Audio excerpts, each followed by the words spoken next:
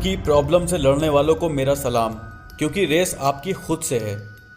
प्राचीन रोम में जब किसी व्यक्ति को मिर्गी का दौरा आता तो उस व्यक्ति को एक कमरे में बंद कर दिया जाता। माना जाता शैतान के पकड़ने से मिर्गी का दौरा आता है और कमरे में अकेला बंद करने से शैतान उस व्यक्ति को छोड़ देता है। और सचमुच होता भी यही था। बंद कमरे में 10 से 15 घंटों के बाद लोग ठीक हो जाते। असल में अकेले कमरे में बंद रहने से शैतान बोरियत के कारण नहीं भाग जाता, बल्कि 10 से 15 घंटे भूखे रहने से मरीजों का दिमाग बेहतर काम करने लगता था, इसलिए मिर्गी के दौरे ठीक हो जाते।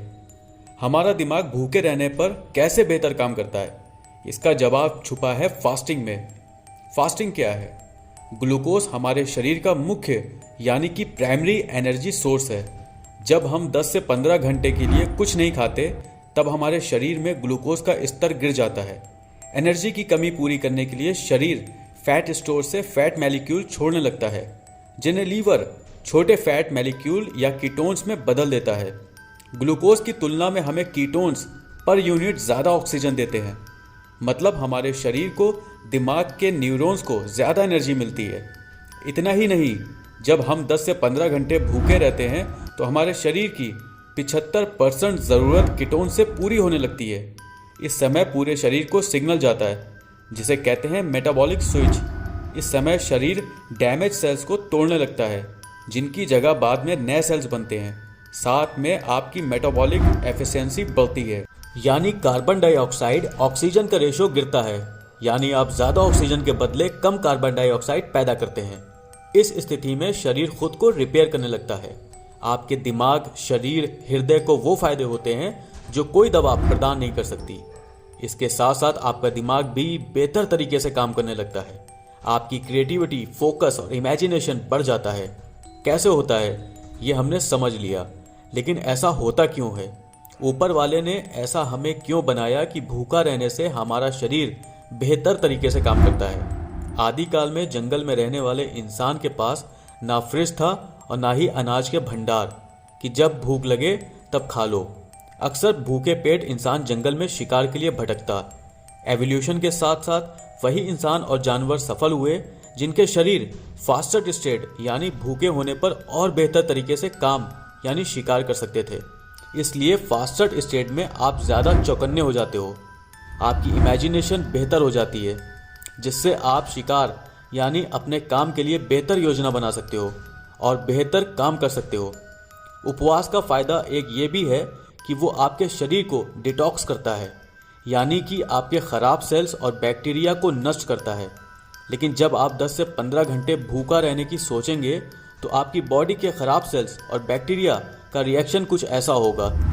तब आपकी विल पावर ही देखी जाएगी कि आप बैक्टीरिया की सुनते हैं या अपनी। न्यूरोसर्जन डॉक्टर आशीष निगम कहते हैं कि अगर आप अपना पीक कॉग्निशन यानी फोकस और पीक मूड महसूस करना चाहते हो तो इंटरमिटेंट फास्टिंग ज़रूर करना चाहिए।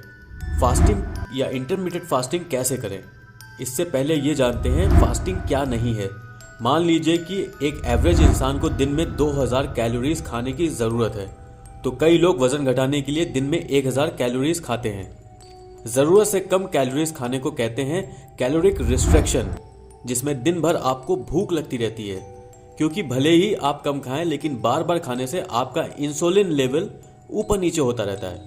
लेकिन इंटरमिटेंट फास्टिंग का मतलब कम खाना या कैलोरिक रिस्ट्रिक्शन बिल्कुल नहीं है। आप सामान्य मात्रा में खाना खाते हैं, बस लंच, डिनर, ब्रेकफास्ट में से कोई एक चीज़ स्किप कर देते हैं। इंटरमिटेंट फास्टिंग में 10 से 12 घंटे बाद ग्रेलिन हार्मोन में कमी आ जाती है, जिससे हमारी भूख अपने आप शांत हो जाती है।